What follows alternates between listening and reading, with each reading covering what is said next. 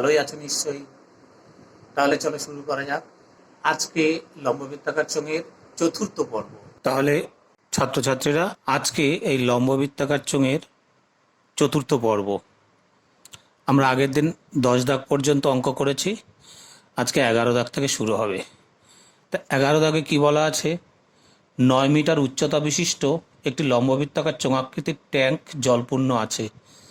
6 semi দৈর্ঘ্যের ব্যাসের একটি পাইপ দিয়ে মিনিটে 225 মিটার বেগে জল বের হয়।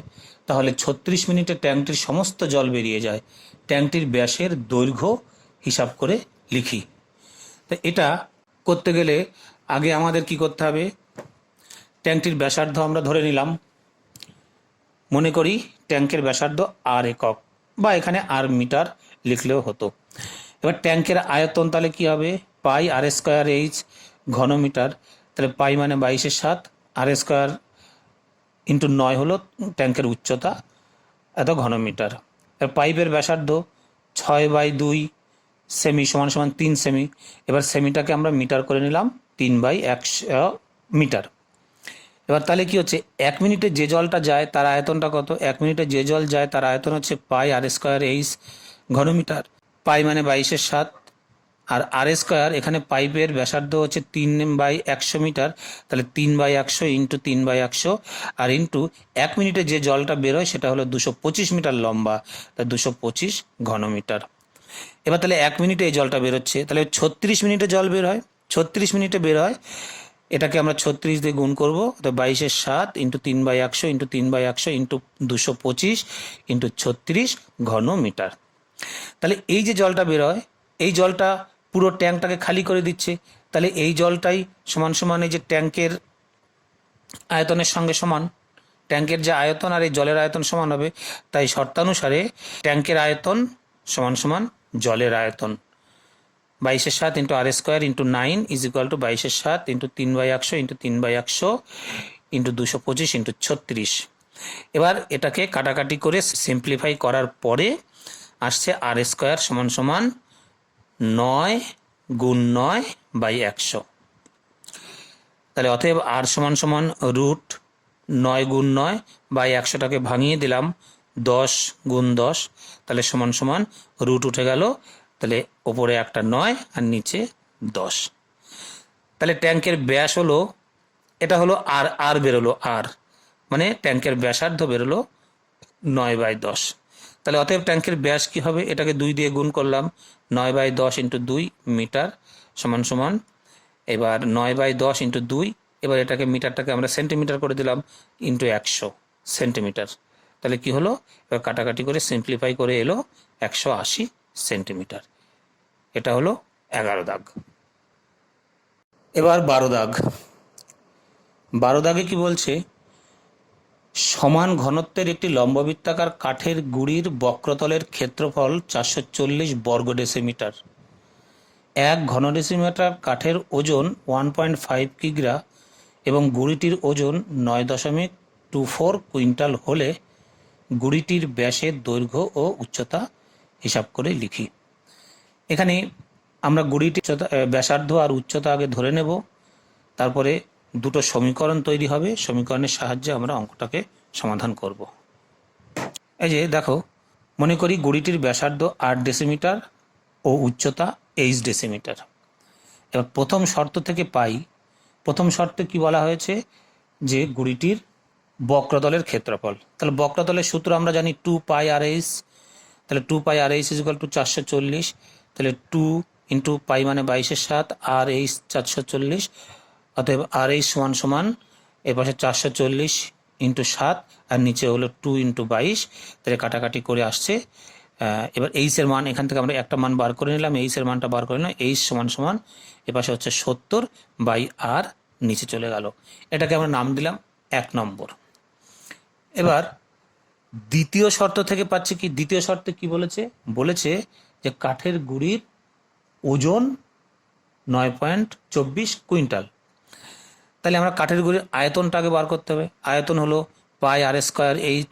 যদি পাই আর স্কোয়ার এইচ হলো কাঠের গুঁড়ির আয়তন, আবার বলেছে প্রতি ঘন ডেসিমিটার কাঠের ওজন 1.5 কিগ্রা। তাহলে এই আয়তনটাকে যদি 1.5 কিগ্রা দিয়ে গুণ করি তাহলে আমরা টোটাল কাঠের গুঁড়ির ওজনটা পাওয়া যাবে।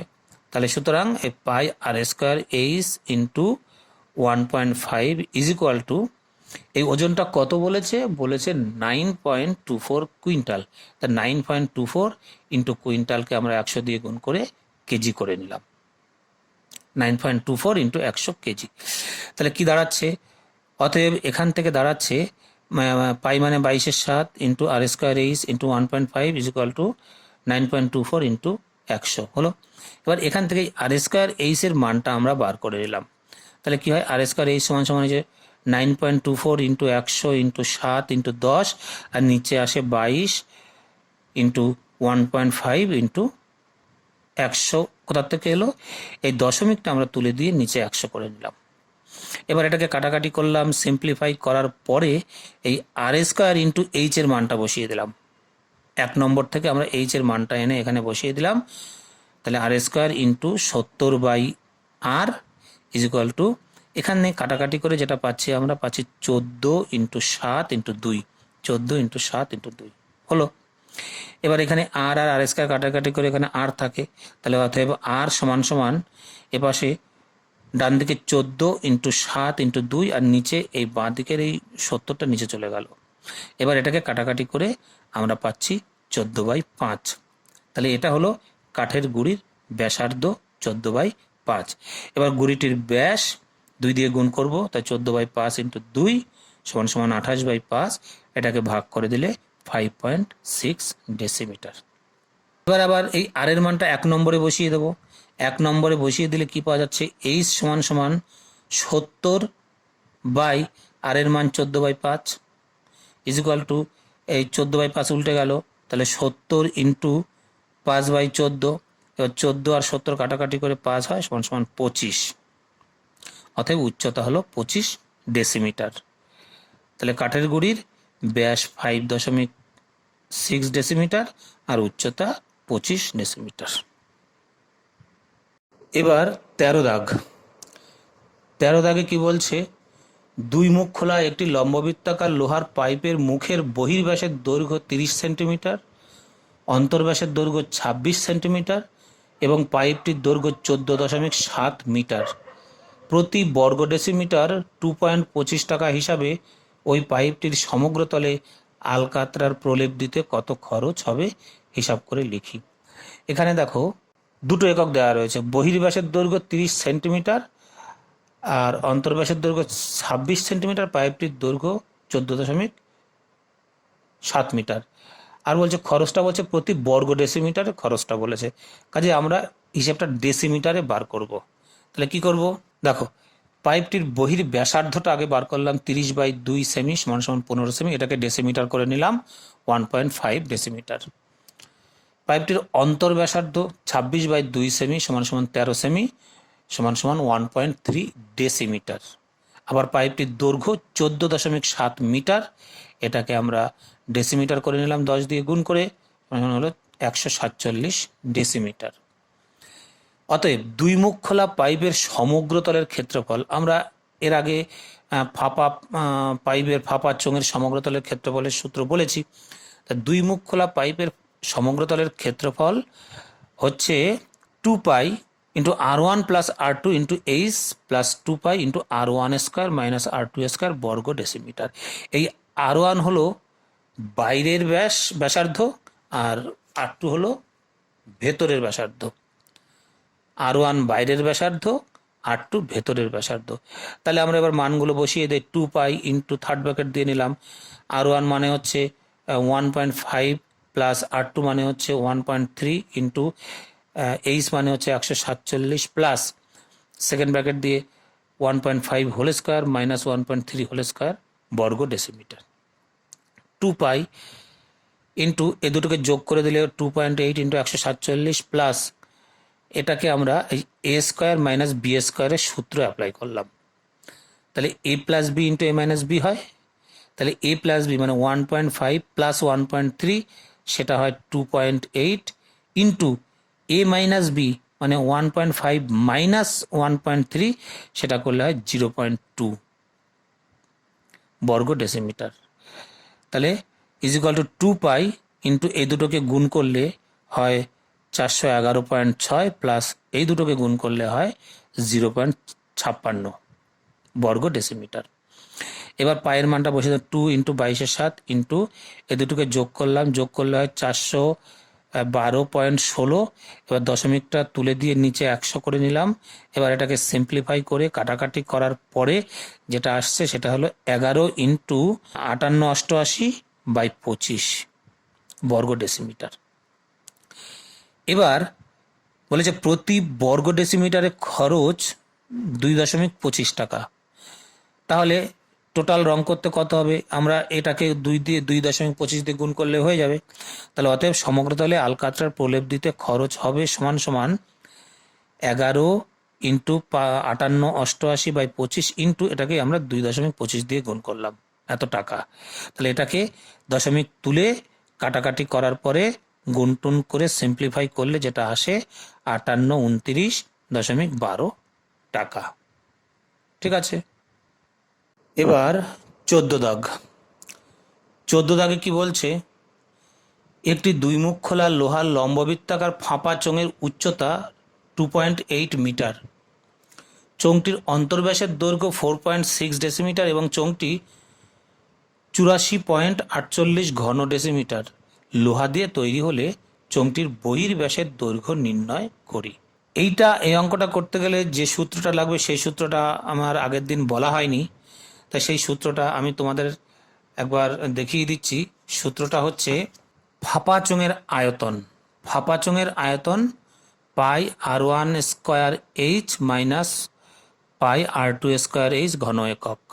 তার মানে এই যে এখানে যে রয়েছে বাইরের ব্যাসার্ধটা r1 আর ভেতরের ব্যাসার্ধটা r2, তাহলে এই বাইরের ব্যাসার্ধ নিয়ে একটা আয়তন আর এই ভেতরের ব্যাসার্ধ নিয়ে একটা আয়তন, এই দুটো আয়তনকে বাদ দিলে যেটা পাওয়া যাবে সেটা হলো পাইপের আয়তন। তাই সেটা করেছে প্রথম আয়তন মাইনাস দ্বিতীয় আয়তন। তাহলে সূত্রটা হলো pi into r1 square minus r2 square H ঘন একক। এই সূত্রটাকে ব্যবহার করে আমরা অঙ্কটা করব। তাহলে দেখো, আচ্ছা মনে করি চোঙটির বহির ব্যাসার্ধ r ডেসিমিটার, এই বাইরের ব্যাসার্ধটা আমাদের বার করতে বলেছে r ডেসিমিটার। এবার চোঙের অন্তর ব্যাসার্ধ 4.6/2 ইজিক্যাল টু 2.3 ডেসিমিটার এবং চোঙের দৈর্ঘ্য 2.8 মিটার, সেটাকে আমরা ডেসিমিটার করে নিলাম, 28 ডেসিমিটার, 10 দিয়ে গুণ করলাম। এবার বলছে দুই মুখ খোলা চোঙের আয়তন, তাহলে কি হবে সেই সূত্রটা? Pi into r1 square minus r2 square H ঘন ডেসিমিটার। তাহলে পাই মানে 22/7 ইন্টু r1 মানে হচ্ছে বাইরের ব্যাসার্ধ আমরা ধরে নিয়েছি r স্কোয়ার মাইনাস r2 মানে হচ্ছে ভেতরের ব্যাসার্ধ 2.3 হোল স্কোয়ার ইন্টু 28 ঘন ডেসিমিটার। এইটা হলো পাইপের যে চোঙের মধ্যে যে পদার্থটা রয়েছে তার আয়তন, মানে চোঙের আয়তন মানে ফাঁপা চোঙ যেহেতু পদার্থটার আয়তন। তাহলে এইটা সমান সমান বলা রয়েছে প্রশ্নে 84.48। তাহলে শর্তানুসারে এই 22/7 into r square minus 2.3 whole square into 28 equal to হলো 84.48। তাহলে এখান থেকে r square minus 2.3 whole square এই পার্টটা সমান সমান তাহলে কী হবে? বাকিগুলো সব বাঁদিকে নিয়ে গেলাম।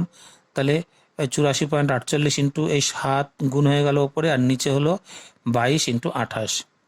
এবার এইটুকুকে কাটাকাটি করে সিম্পলিফাই করলে আসে 0.96। তাহলে আর স্কোয়ার সমান সমান কি আসছে? আর স্কোয়ার সমান সমান আসছে 0.96 প্লাস এটাকে আমরা হোল স্কোয়ার করে দিলাম 0.3 ইন্টু 2.3 গুণ করে যেটা হলো সেটাকে আমরা ওই পাশে ডান দিকে নিয়ে গেলাম। ডান দিকে নিয়ে গেলে হয়ে গেল প্লাস আর হলো 5.29। এবার অতএব আর স্কোয়ার সমান সমান কি হবে? আর স্কোয়ার সমান সমান তাহলে রুট এ দুটো যোগফল, এ দুটোকে যোগ করলে হয় 6.25।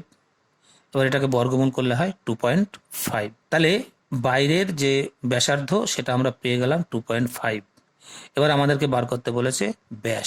তাহলে অতএব চোঙটির বহির ব্যাস সমান সমান 2.5 ইন্টু 2 ডেসিমিটার সমান সমান 5 ডেসিমিটার। এটা হলো অ্যান্সার। আজকে এই পর্বে এই 4টে অঙ্কই থাকলো। তোমরা অঙ্কগুলো দেখবে, ভালো করে বুঝবে, আর যেখানে বুঝতে না পারবে ভিডিওটা পজ করবে, পজ করে আবার ভালো করে বুঝে নেবে। আমি সুন্দর করে লিখে দিয়েছি, বড় বড় করে, বোঝার কোনো অসুবিধা নেই। আর যদি কোনো বুঝতে না পারো তাহলে কমেন্টে আমাকে জানাবে।